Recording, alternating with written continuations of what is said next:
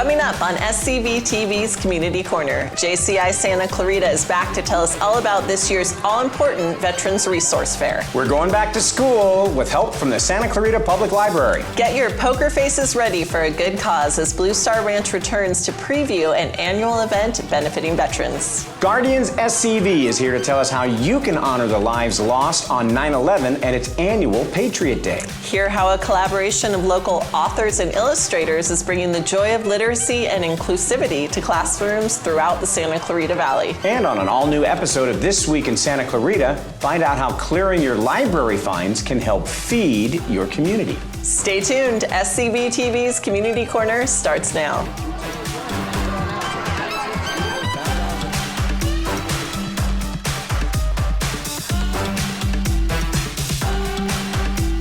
Welcome back, Santa Clarita Valley, to SCVTV's Community Corner. I'm Carrie Lujan. And I'm Dave Caldwell. This show is all about you, Santa Clarita, the nonprofits, the local schools, the local government as well. And we always appreciate it when you spend a little bit of your time with us so we can share a little bit about what's going on in Santa Clarita. We are back. We took a nice summer hiatus, and so our first episode back. And over the summertime, the city was involved with parks. So many good parks projects. Dave. Yeah, so let's start with the River of Lights. Yes, this is one of my favorites. Have you seen them yet in real life? I have not seen them in real life, but I've seen the video. Okay, well, I'll give you that. I know you've been abroad and fancy all summer, so. The River of Lights is a new installation at Central Park. It comes down the exercise staircase through the plaza, and the whole area is just such a gathering place for community right now. People are exercising, kids are playing, dancing on the lights. The grand opening event was so much fun. I don't think we knew what to expect or the kind of buzz that it would draw, but Central Park was packed for this event, and what made it so special was the Santa Clarita Symphony Orchestra, who is one of our regular guests here on Community Corner. They put together a live performance. They even, not choreographed, composed a song just to go with the River of Lights. So as the River of Lights goes through its kind of cycle, the music was playing along with it, and it was such a magical evening. Incredible. And so many people enjoyed it. They changed colors. It's there every night. It's such it's a fantastic. Well, and I'm a big fan. What I see a lot from people posting on Facebook is that you talked about exercising, and so it kind of inspires their exercise a little bit more. Yeah. It's drawing more people in to exercise, to go up and down the steps, and to do the things that they do, and it's just changes the full atmosphere of that. Yeah. The other thing there's two other things. The next one, Hart Park, now officially part of the City of Santa Clarita. That's right. William S. Hart Park is officially the city's 40th park now, which is so much fun. I know as city staff, we've got to spend a lot of time over there playing with the animals, feeding the animals. You don't really play with them, but I got to feed the pig and the tortoise. We got to see where the bison are. There's so much to experience over there, and the ranch house is open again, so you can go through on the self-guided tours there, learn about William S. Hart Park, the history of film, the legacy in our community. It's really a special experience. That's pretty awesome. That's pretty awesome. And learning the history of film, especially going back to silent film. Yeah. Young people right now, they don't understand it. How is that possible? But that's the way it was. Right. That's pretty neat. And he was the star. He was one of the stars, big Western star. Yeah. Absolutely. Now, one park that we know is closed is the David March Park, but there's going to be it's going to reopen. Correct. But it's going to come back bigger and better. There's so much happening over at David March Park, and the community is going to love this once it's complete. Not only is it being enhanced and updated, it's expanding by 8 acres. There's going to be a new baseball field. You're mentioning stairs, Dave. The city's second exercise staircase will be at David March Park. But the current area of the park is closed right now for upgrades. There are new basketball court, all kinds of fun things coming there. It will reopen, that part will, at the beginning of the new year, and then later in the spring we'll do the opening of the whole park, which will be really excited. I know everyone's looking forward to that. That's great stuff. Good stuff over the summer that was happening while we were away. And it's so good to see you and have you back. Great to have you back too. Yes. Great to be with you. And it's great that you're with us as well. We've got a fun show, really informative show in front of us too, so please stay with us.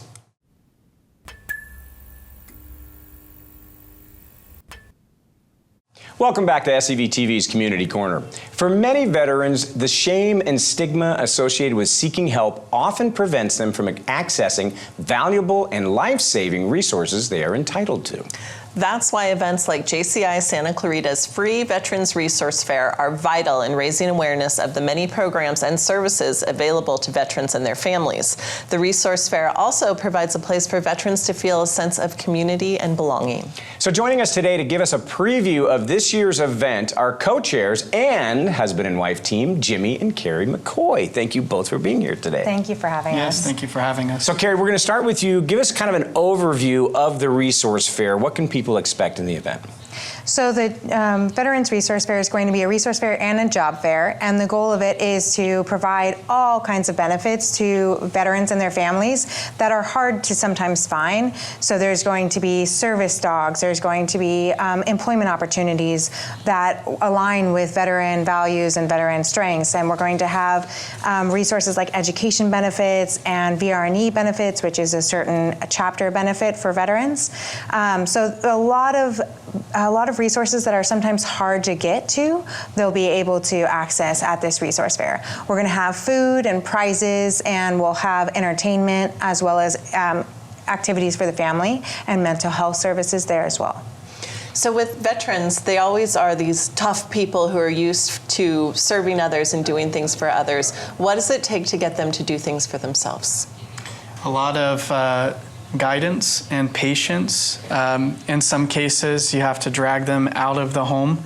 You know, we like to be hermits when we get out. We just kind of shelter in place in a manner. And it takes the right kind of person to come along and sort of give them all of the tender love and care that they might need to get them out of that shell and out into the real world where they can get access to supports and services. You know, the point of the Veteran Resource Fair is to, you know, not only push through that stigma and let them know that it's okay to seek resources and help, but it's also to demystify that process for them, because often filing for these benefits seems like you have to become like, you know, your own paralegal, and it doesn't have to be that way. We've taken a lot of the guesswork out of it. We're going to have a fantastic crew there to help out. So, you know, we highly encourage them to come on out of the home and come join us for the day. And Jimmy, you served in the Marines, and we thank you for your service for doing that. And you mentioned, you kind of said, you know, help from home. You gave Carrie a look. I'm really interested to know about your personal story, Carrie, because I know that you really were kind of the one that was trying to get everything going for the family to be able to get it more involved with these resources and find these. I'd love to know your story. Sure. It's definitely not my story so much as it is Jim's, but Jim, after leaving the Marines, wasn't super connected to being a veteran. It wasn't something that he often spouted, except for when he was with other veterans. You know, he would thank them for their service and show them camaraderie. But other than that, he wasn't very connected to the veteran community, so I didn't know about the world of resources that there was for him and for us until a close family member had become connected to some of those resources and then shared with us that they were available, and that's when I pressured Jimmy to consider that those resources could be helpful for him. He was dealing with a lot of migraines and physical issues that I won't share about, but they were troubling him and they were affecting his life, and he wasn't taking the time to seek out those resources that we had heard about. And at that point, I became an advocate for, this is something you need to do for your benefit of life, you know. Mm-hmm. So we started that journey, and once we learned about the resources that were out there, we just tried to start collecting them and sharing them with others. We would start, at parties, we would meet a veteran and we would like corner them, like, do you know? Do you know? And they would be like, no, I have no idea what a VSO is. Mm-hmm. And we would try and bring them that connection. And so that's where the fair came from. We have other veterans that are in JCI that wanted to do something for them. And so the idea was, we're often cornering these veterans, but what if we could get all of them to come to the resources and have the resources there? Absolutely. Yeah. So if there's a wife or a family member at home watching who has a veteran that they love and care for and they want to help, how would you help them advocate for that veteran? I think any spouse can help by understanding that every veteran has their own experience with service and is in their own life and may need different resources. But I think that exposure to these resources might be helpful. Even if they don't need them, they might be able to help another friend. So increasing or encouraging them to come out and see what's out there, they may be able to help another friend, and that's going to speak more to our veterans than getting help themselves, because often sometimes they feel like they're good and they don't need it. You should see the next guy or the next girl, that they're in worse shape than me and they should have that help. But there's enough help to go around, and we're trying to get all of the amazing nonprofits that are serving our veterans in one place. And so it's just encouraging them to come and see if there's something that they might be able to share with a friend. Yeah. Not only that, but like we mentioned earlier, this is a veteran-led project, and veterans understand each other. We kind of have a shorthand. We speak the same language. And oftentimes a veteran interacting with a civilian who has no military training feels disconnected from that person, like they just don't get it. Sure. But we do. Sure. And that's why we've worked our tails off to make sure that this is about resources and access, and it's not about salesmanship or trying to pull one over on anybody. So I encourage, spouses, siblings, loved ones, whatever, talk to that veteran, just let them know this is a veteran-led project. We're going to be there to support them. We get it. We know what they're going through, and we're there to help. So, Jimmy, you talk about being able to communicate directly with veterans. Can the community at large help in this area to help promote the idea of the resource fair and to be able to get that out? Or is it something that really the best way to do it is more one-on-one individually with veterans to say, this is available to you? I definitely recommend that you go use it. I think that the best approach is a blend of the two. Obviously, we're here, and thank you so much for having us today to be able to talk about this. Having public access and media definitely helps get the word out, but it definitely also takes that one-on-one conversation so that individual can understand, we're meeting them eye to eye on this. We're really here to help. I think if they come out and have a conversation with us, they're going to see that firsthand. I think the community will also see our flyers and our event posted in different places, and if they can share that, that's going to be helpful. They might reach a veteran that didn't see it otherwise. Also, talking to them and encouraging them to come out on September 20th is going to be important too. Yeah. Well, here's your chance. Tell them again, it's September 20th, where is it, and where can they go to get more information? Yeah, so on September 20th at College of the Canyons in the Valencia campus, and it will be from 9 to 2 p.m., or 10 to 2 p.m., I'm sorry. And there's more information at JCISantaClarita.com. You can go to the veterans page and you can see how to sign up if you want to volunteer or if you want to RSVP, so that we can plan on having you and feeding you and giving you prizes and just welcoming you into the community. Jimmy and Carrie McCoy, co-chairs of JCI Santa Clarita Veterans Resource Fair. You guys, thank you so much for being here, and thank you very much for what you're doing for the veterans that are in the community. Thank you so much for having us. We really appreciate the opportunity. Yeah, Absolutely, absolutely. Stay tuned. We'll be right back.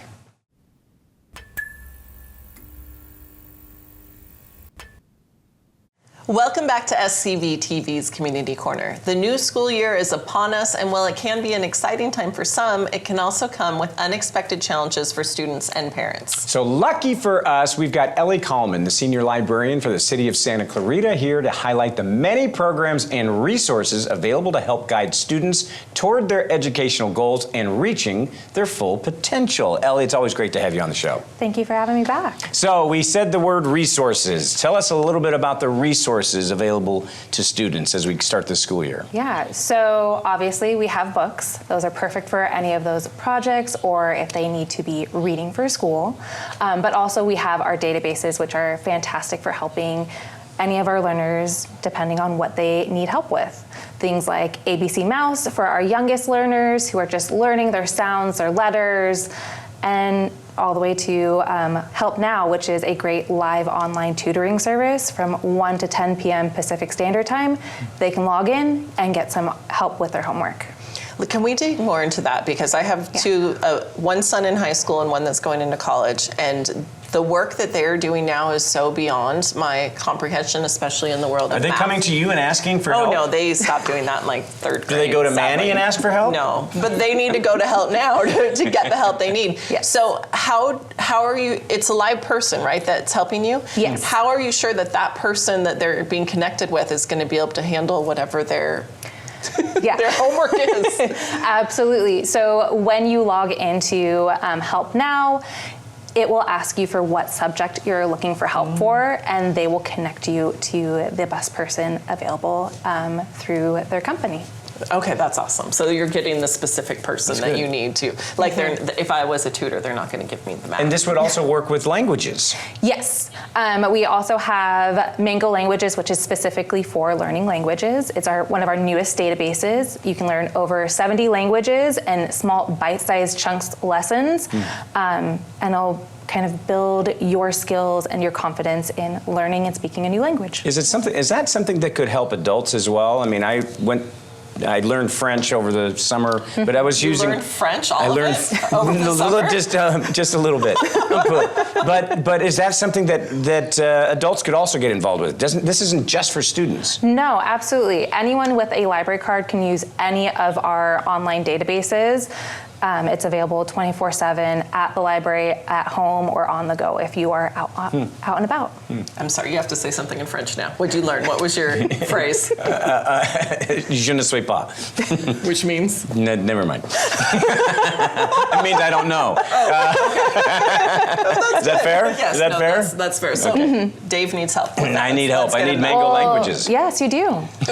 Bring out your library card and we can get you all set up. Well, and then go into that a little bit more. Talk more about the library card, because we were talking about it during the break just now. I mean, the library's got so many great things. Like you said when you started, it's not just about books. There are so many great things.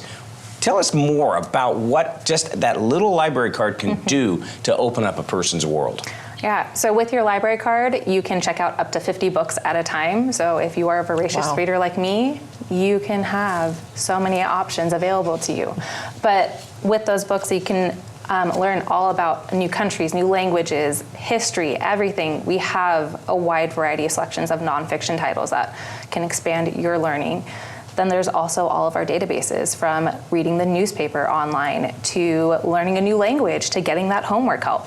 There's so much available, and I could keep talking about it, but we would be here all night. And besides all the online stuff, the physical library buildings offer so much too. If you need some place to go to focus, there's computers, there's study rooms. Tell us what you need to access all of that and what's available. Yes.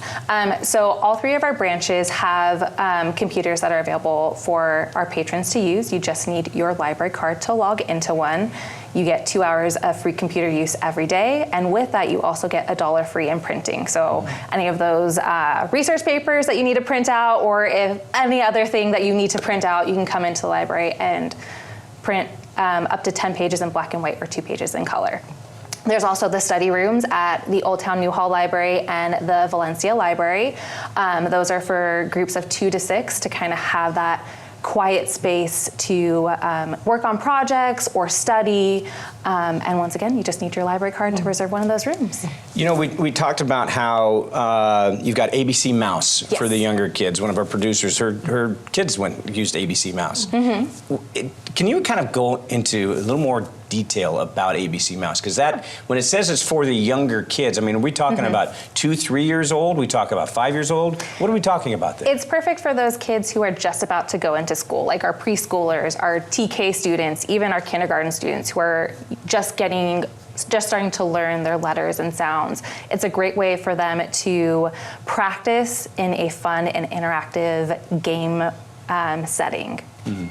Yeah. So I also have to ask about 1,000 books before kindergarten. Yes. Because when you talk to somebody who doesn't have kids, there's no way a kid is reading or being read to 1,000 books before kindergarten. But as a mom, you read books all day long over and over again. So tell us a little bit about that program. Yeah, so 1,000 Books Before Kindergarten is one of our, I wouldn't say newer initiatives, it's about 2 years old at this point, but it's encouraging our youngest participants in the community to read 1,000 books before they reach kindergarten.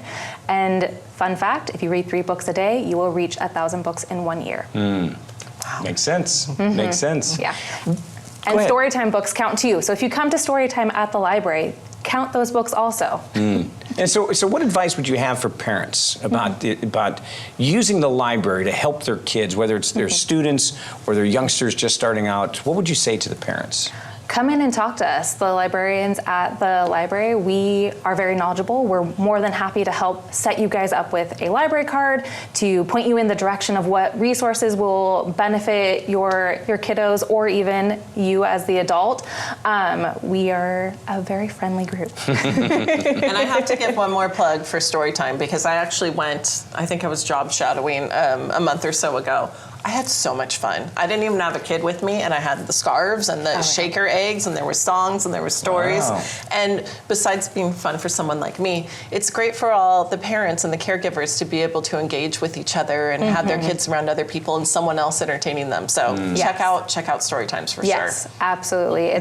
I've seen so many parents like connect and meet and start little play date groups and everything from just coming to Storytime and seeing each other every week. So where can people go for more information about the libraries? You can visit SantaClaritaLibrary.com. That has all of our resources, and it also has our event calendar where you can see when our next Storytimes are, which starts September 16th.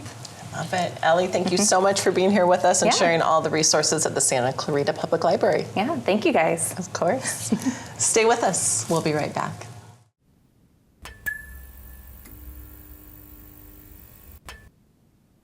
Welcome back to SCVTV's Community Corner. For many years, local nonprofit Blue Star Ranch has been transforming and healing lives of veterans suffering from post-traumatic stress disorder through equine-assisted therapy. After losing a long-time lease and making a last-minute move, Blue Star Ranch needs community support now more than ever. So joining us today to give us an update as well as preview the annual Blue Star Ranch Poker Run are co-founder John Z and ranch manager Mike Salinas. John, Mike, thank you so much for being with us today. Thanks for having us. So Mike, first of all, tell everybody a little bit about what Blue Star Ranch does. Well, Blue Star Ranch, we're here to help veterans and first responders now get help with mental health and specifically PTSD, you know, so. Through horse? Through equine assisted therapy, yes. And it's outdoors and 10 free sessions. None of the sessions, none of the patients have to pay for it, so that's a good part, you know, being able to get help. Yeah, and you guys provide such an important service, and you've had such a tough couple months, I understand. There was the lost lease for the ranch, and then Nancy, who's been a guest on the show, was injured. Tell us a little bit about what happened and where we are now. Yeah, the ranch was finally sold. It's been on the market for a couple of years now. And they finally found somebody that could qualify to buy it. And they gave us a month to leave. Well, there's no way we could do it. Thank God the owner, the new owner, gave us an extra month. And we luckily found a home with Linda that jumped for joy. And it came down to the last day to get everything. And thank God the Marco, the new owner, offered help. He had the trucks and he had the workers do it. Those guys really stepped up, I'll tell you. And then Nancy. Well, again, for Marco, what was it? Friday, 2 days before we had to move. Since we lost, the help we got with the ranch, with the guys feeding and cleaning up, we had to do it ourselves for that last month. And she went over there and she went to the barn to get some hay for the horses with the golf cart, because she doesn't walk the greatest, and had an accident. And there was one other person on the ranch, but they didn't know she was there. Oh, no. And she tipped the golf cart over on herself.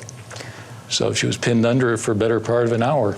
And again, Marco showed up, one of the owners, and thought somebody was stealing the golf cart until he sees a hand doing this. Wow. So what were her injuries and how is she doing now? Well, they took her over to Henry Mayo. The x-rays broke 10 ribs. So it's been a long path and quite painful. All right, so Mike, let's talk about the poker run. This is a fun event, first of all. I mean, just as an event itself, it is such a cool idea. Tell everybody about the poker run fundraiser that we're obviously trying to see if we can raise some funds for Blue Star Ranch. Yeah, it was a fun event. Last year was my first time ever even doing an event, a poker ride, and it was great. A lot of people show up, and I didn't plan the route. Luckily, we had John who rides motorcycles himself, so it was pretty easy for them to figure out a route, and I just helped with the ticket booth and all that. But I don't know. It was good. It was fun. So it's basically get on your motorcycle and you're going to go to different places and you're going to pick up a card. Well, we're short of people. Okay. We always have been short of people. And we didn't have enough, so we gave them a card to start with, and when they came back, they drew 4 more. Okay. And if the hand wasn't satisfactory, we made a little extra money for a couple cards. There you go. We had a wonderful lady there that, for raffle tickets and for those extra cards, she had one guy crying, says, "I don't have any more money. I can't afford it." She was great. Oh, gosh. So we know you're a motorcycle rider. For those of us who aren't but want to take part, can we still do it? Oh, yes, yes. We have the instructions, the maps, and it's very scenic. This time we're going up past our new ranch. Oh, nice. Yeah, in fact, we have an instruction there, honk as you go by. Because these guys will be working with taking care of the horses that morning. And go out San Francisco Canyon, out to Leona Valley. Beautiful. Through Green Valley, Leona Valley. And we have 4 points of interest. They don't have to stop if they don't want to, but the eating's pretty good at these restaurants. I'm really interested, Mike. I want to know your story. We're obviously here, we're going to be raising funds for Blue Star, and it's been a tough summer, as we've been talking about. So this poker run is going to be a really critical fundraiser for the ranch to be able to help with the services that you provide. You first came to the ranch as a client, as a patient. Tell me a little bit about the experiences that you had at that time and how Blue Star Ranch was able to really turn your life around to the point where now you're the ranch manager. Yeah. Well, it's about 6 years ago now. I was going through the VA for mental health, and I was really struggling. I was having more anxiety than I felt. You know, I was driving to the VA, getting help, sitting in the office, driving home. It was more nerve-wracking than it was helpful. So I went to, I looked online, Google, and I found the ranch, and the ranch literally was 1 street away from my house, and I lived in Newhall. So and I went there, and not knowing what I was getting into, never had any experience with horses, never even done outside therapy like that. And when I started it, it was a little weird and strange at first, not knowing what I'm getting into, but if you're open to it, it really does help. And I stuck around, and I liked it so much that I asked Nancy if I could stay on and volunteer. It really did change my life, those horses. I want to know more about what the interaction is with the horse. Like when you go there, what are you experiencing? What are you doing? Oh, it's so hard to explain and put into words. You kind of have to see it for yourself and feel it. But the horses, they just interact with you, and they can sense your body language more than anything, So when you're feeling bad, they can sense it. When you need the help, they're there to help. And it's really hard to put into words. It's more feelings than anything, but it really does change you. It makes you think differently than sitting in the office. Yeah, you're interacting with a 1,000-pound animal. That, as he says, it's very intuitive. If you're all tense and whatever, they're going, I think I should be scared.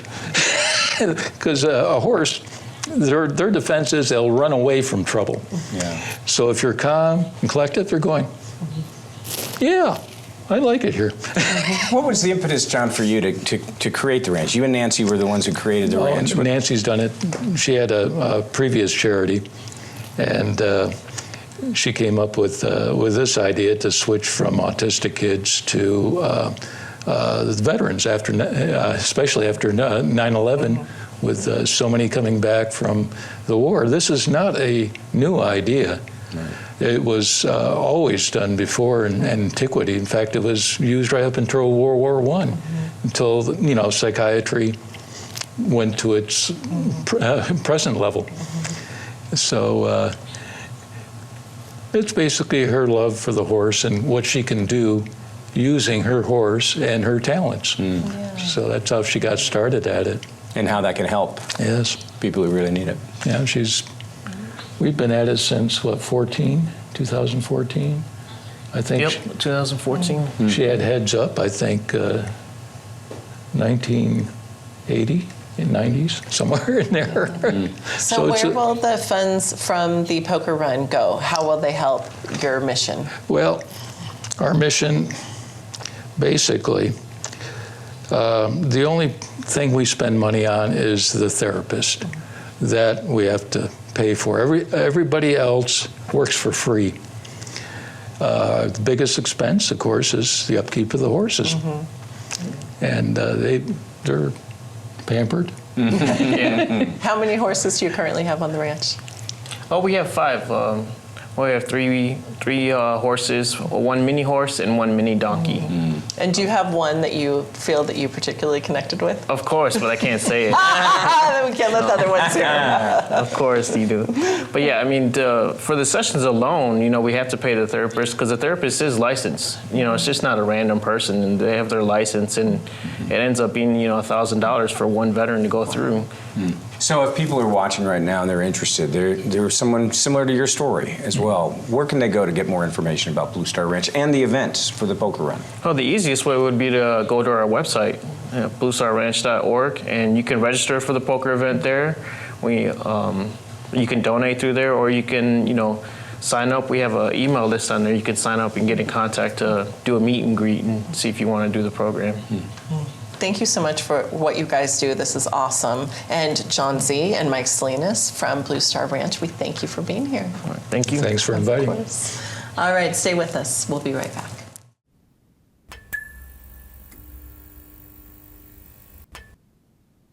Welcome back to SCVTV's Community Corner. It's so hard to believe that it's been almost 24 years since the terror attacks of September 11th, which killed nearly 3,000 people at the Twin Towers, the Pentagon, and Shanksville, Pennsylvania.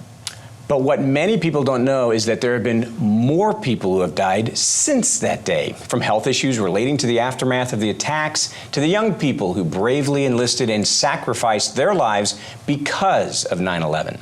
In keeping with the promise we made as a country to never forget, Guardians SCV, a nonprofit organization offering mental health support to military members and first responders, is hosting its annual Patriot Day car show and breakfast.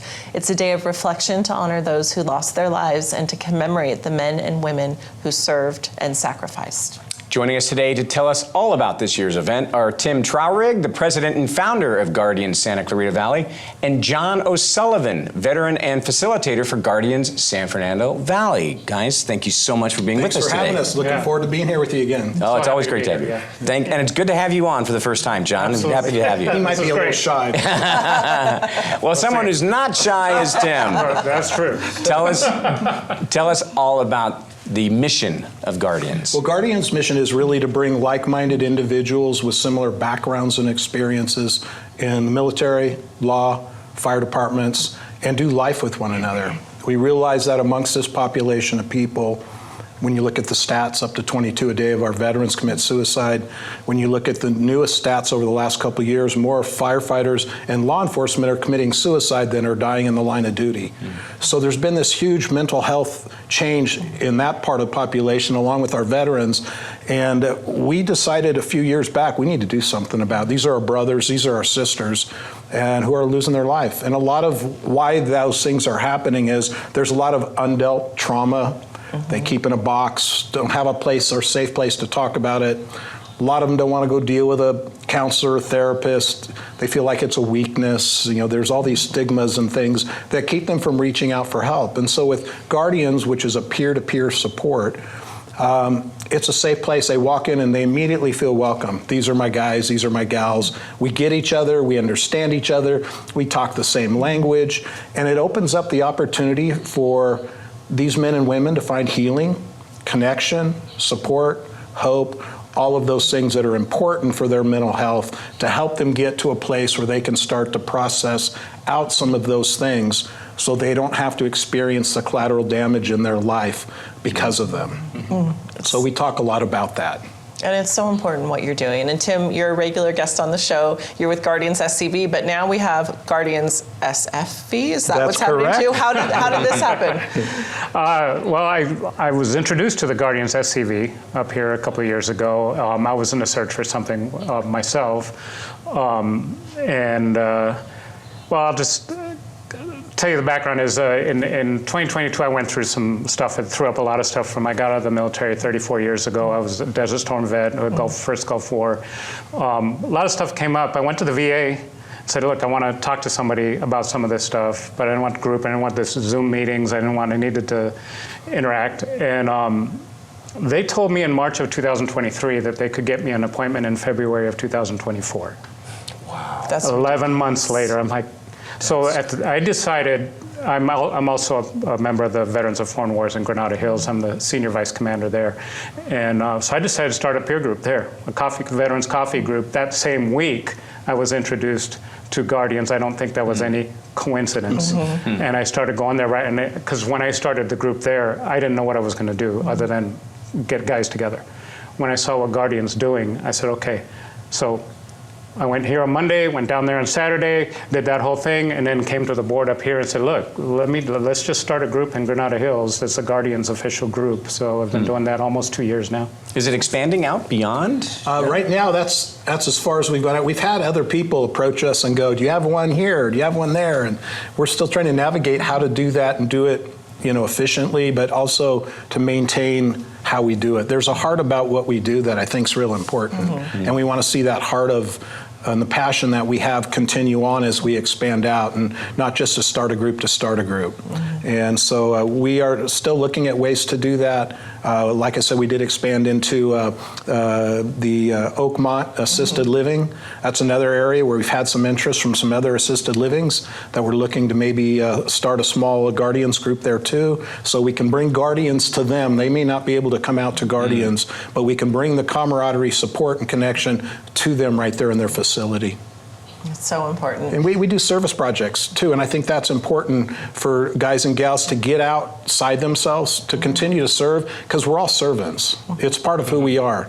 We serve our country, our communities, and so to continue, once you retire, you come out of the military, all of a sudden you might feel lost, like now what am I? Who am I? What do I do? And so to get them re-engaged and to continue to serve, the serving doesn't have to stop just because you've retired or left. It can continue on, and what better group of people to serve than your own brothers and sisters? So that's how we look at that. I would say that as a veteran, getting out of the service in 1992, 34 years ago, you don't look back. Most veterans don't look back. They transition, they go into their careers, they go into their life, they have their families, they go on.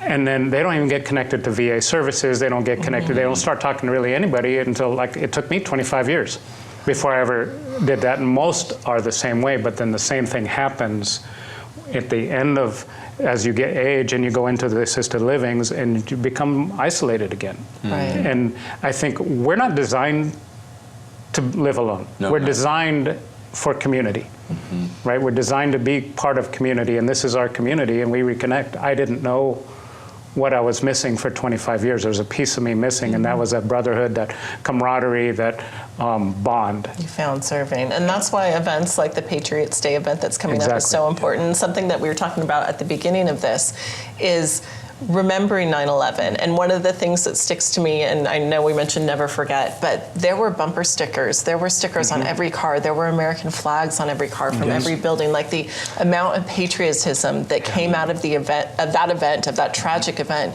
is something that people who weren't alive during that time don't even know about. And that's crazy that there's this whole generation coming out that hasn't experienced that. Yes, and I think that's part of why we also wanted to create this event, the 9/11 Patriots Day Breakfast and Car Show, was to have a ceremony of remembrance and reflection, and to remind those who do remember that we made a promise as a country we would never forget, and to also help to educate those who weren't around then, younger people, my grandkids, others, that this is what happened. It changed our country.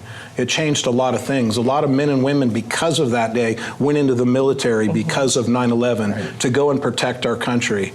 And we lost a lot of fire, law enforcement, military on that day, and since that day, like you shared earlier, that's just devastating, the numbers. And the numbers keep adding up. There are still men and women dying today because of what happened on that day, from cancer, diseases, things they got from inhaling and breathing in all the dust and smoke and the cleanup afterwards, plus those that are going through and getting combat injuries, from being in the military, coming back home, and trying to have a family and live a normal life.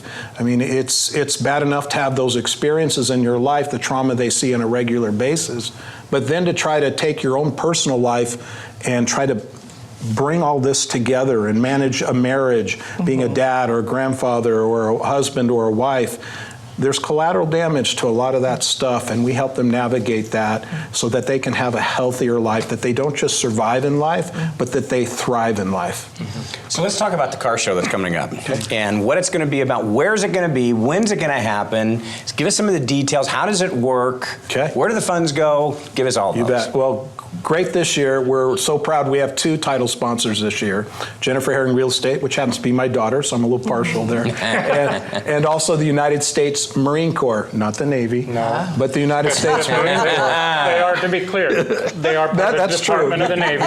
You're right. Right? I didn't want to bring that up. But We always have their back. they stepped up and are one of our title sponsors this year, and they'll be speaking at our event. It's going to be September 6th. It's a Saturday from 8 until noon at 28776 The Old Road, which is a parking lot where LA Police Gear, Higher Vision Church is in that parking lot, and that's where we set up our big event. The breakfast is free. The car show is really a great opportunity for men and women, guys and gals who are passionate about their vehicles, who have cool ones or ugly ones, or you name it, to bring them out and be a part of the event for everybody to get to see. During the ceremony, not only will we have some guest speakers, but we'll have the national anthem will be sung by a chorus group this year, something a little different. That'll be really cool. We do the Pledge of Allegiance. We're going to do a bell ceremony this year, which is very different.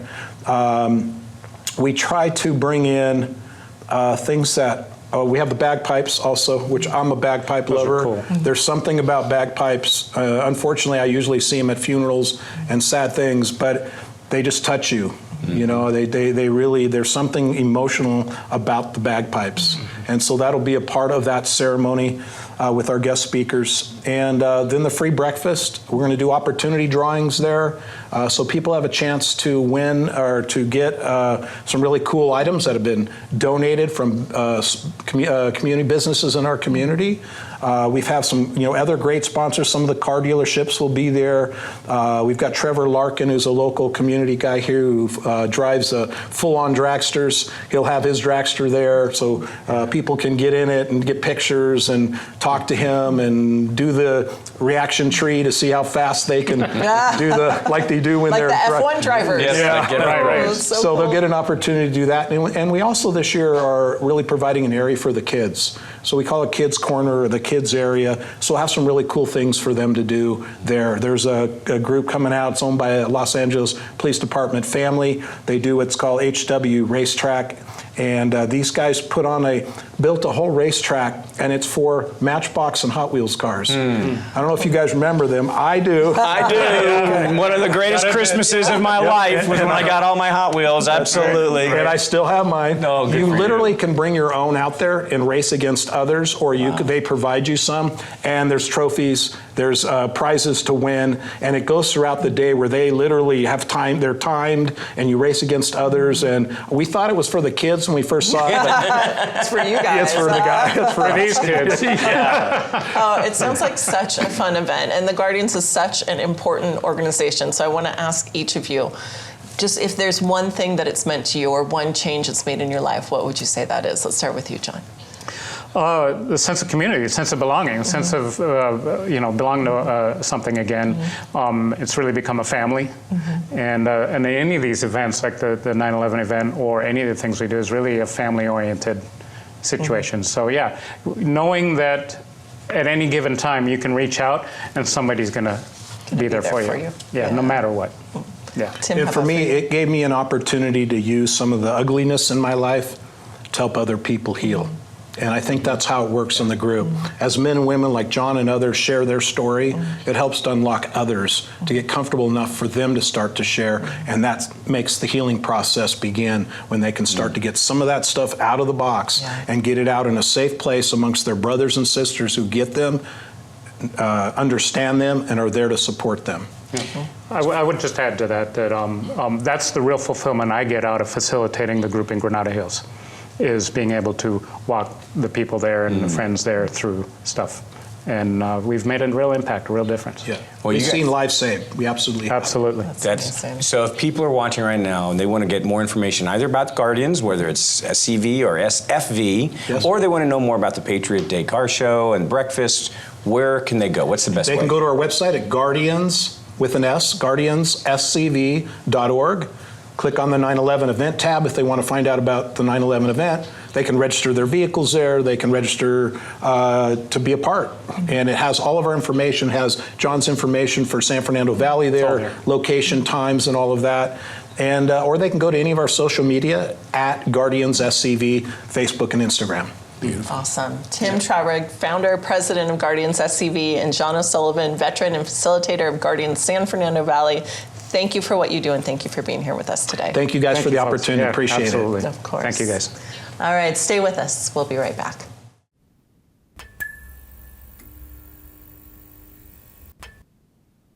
Welcome back to SCVTV's Community Corner, a relatively new collaboration of local storytellers dedicated to fostering literacy, sparking imagination, and celebrating a world where every child is represented and heard, is bringing books to life straight to Santa Clarita students. That's right, Carrie. And with the new school year underway, what better time to introduce this meaningful collaboration to the community than now?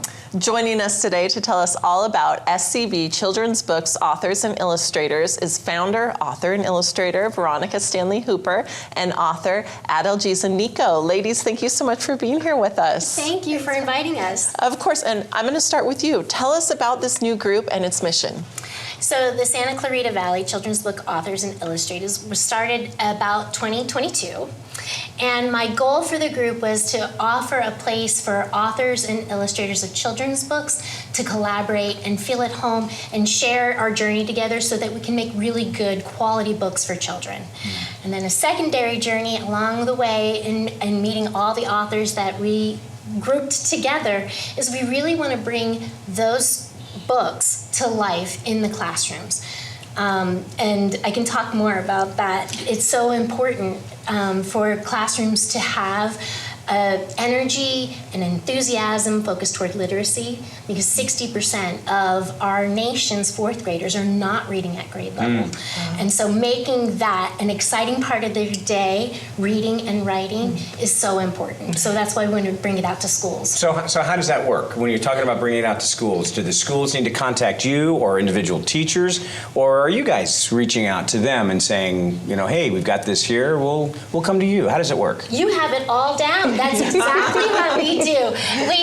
We reach out to schools, and we've gotten a collection of schools that we've already collaborated with and done school visits with. And they also reach out to us, and we've been really active on social media promoting our program in hopes to really share what we're doing with the community and reach more kids this year. One of the things that was mentioned is that everyone is represented, everyone is heard, every child. Books are inclusive, and representation really does matter. Talk a little bit more about that. So, each one of you'll see the books here on the table, and you guys will have access to looking at all of our books, but it is such a focus for us to not tell stories from the perspective of one person's journey, but to really work on telling stories that represent every child. And so it is a focus for all of us as authors to really make sure that within our pages, children can see a reflection of themselves, really identify with the characters, either in physical appearance, but also in the experiences that the children are having inside the story of the book. So, Gisa, tell me a little bit about what you like about the school visits, literacy nights, costumes, meet and greets. What is it that you like about all that? I really actually love everything about going into a school and being with the kiddos. But if I had to choose one thing, it's the question and answer time. So after we do read alouds, we have the kiddos, ask us questions. And the unique thing about our group is that we have so many different authors, and so we focus on different grade levels. I tend to be with a little bit of the older kiddos, the 4th, 5th graders. And when I would read stories as a teacher or even as a mom, you get certain questions, right, about the story. But when you go in as an author, they really are asking questions about the editing process and the writing process and the publishing process.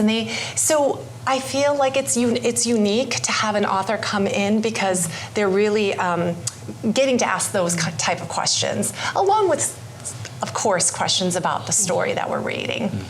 I want to hear about the costumes. There's dress up, yes? Yes, there is. You know what? It's very funny because I usually come in dressed as an astronaut. So here's my astronaut helmet, right? And I have a full garb. And even with the grade levels that I am not reading to, I usually do TK, pre-K, kinder, and first. They are all high-fiving me through the hall, and they know it's an experience.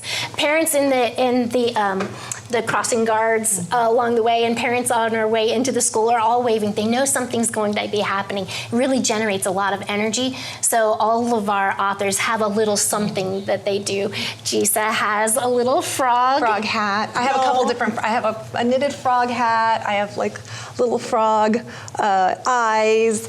A frog and toad shirt. So depending on the day, I switch it up a little bit. And all of our authors have something that they do, so it really gets kids excited about, having an author come in. It's a special experience. Sure. Tablets and iPhones have really kind of taken over, especially for young people. And I think I'll just talk about myself. I mean, from my generation, because Carrie is so much younger than I am. Thanks, Dave. But that stuff didn't exist when I was a kid, so it was all about the books.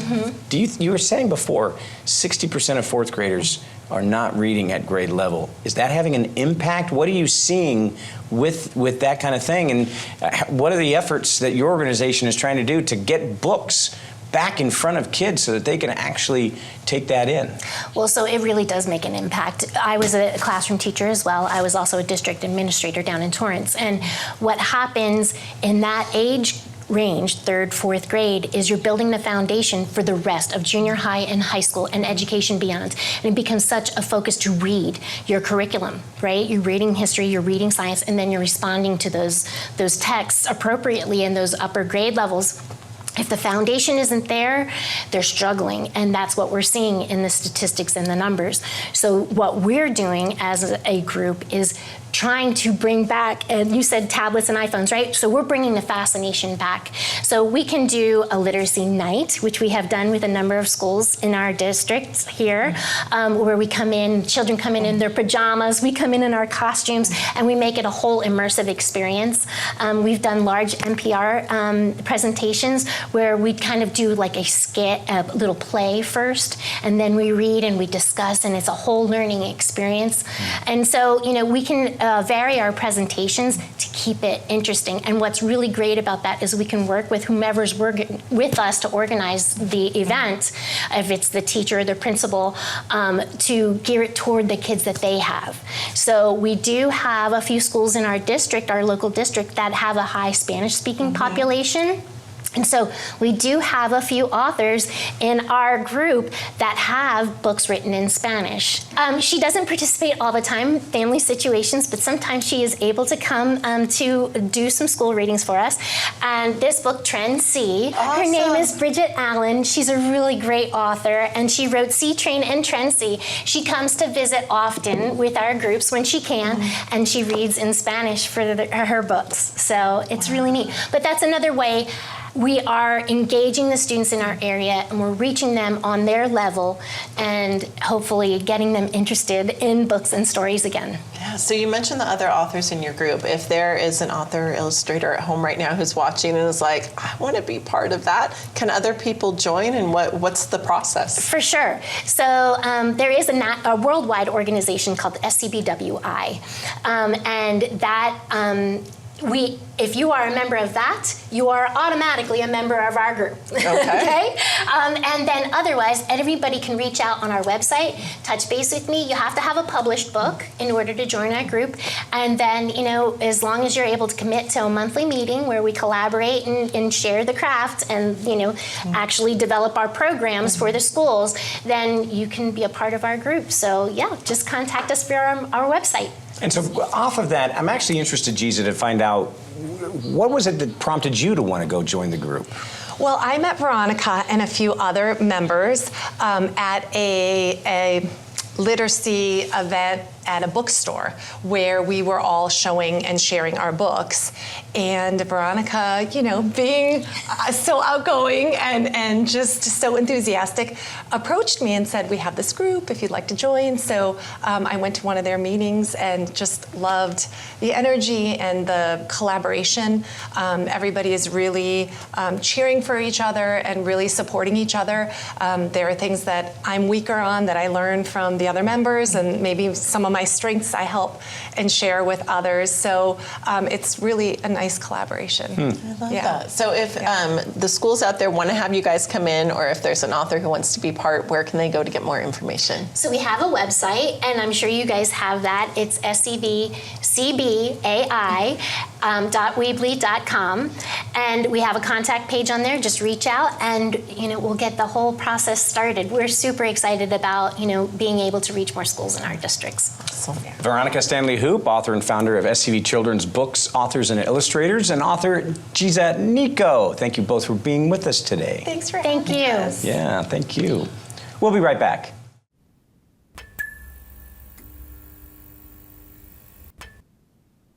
Welcome back to SCVTV's Community Corner. The City of Santa Clarita is bringing back a heartfelt initiative that allows you to clear your library fines while giving back to the community. The Food for Fines campaign returns, which gives you the opportunity to wipe away fines of up to $20 by donating non-perishable food items and toiletries to any of the 3 Santa Clarita branches. Find out more on this week's episode of This Week in Santa Clarita. Feed your community and clear your fines. Food for Fines runs through all of September at the Santa Clarita Public Library. Bring non-perishable food items or toiletries to any branch. Get $5 off per item for up to $20 for overdue books, DVDs, and CDs, or a card replacement. Food for Fines is a collaboration between the Salvation Army, SCV Food Pantry, and Santa Clarita Grocery. Donations do not cover lost or damaged items. Your generosity stays local. Donations at the Newhall branch help support the Salvation Army. The Valencia branch helps the SCV Food Pantry, and the Canyon Country Joanne Darcy branch aids Santa Clarita Grocery. Even if you don't owe a dime, every donation can change a life. Join Food for Fines this September and help give back to our community.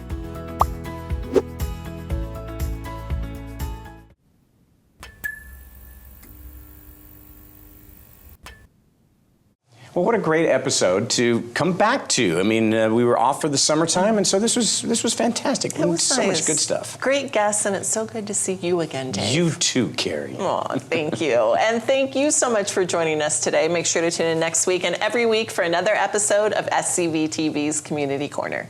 Check out all of our past episodes and segments at scvcommunitycorner.com or our Facebook at SCV Community Corner. Thank you so much for watching. We'll see you next time.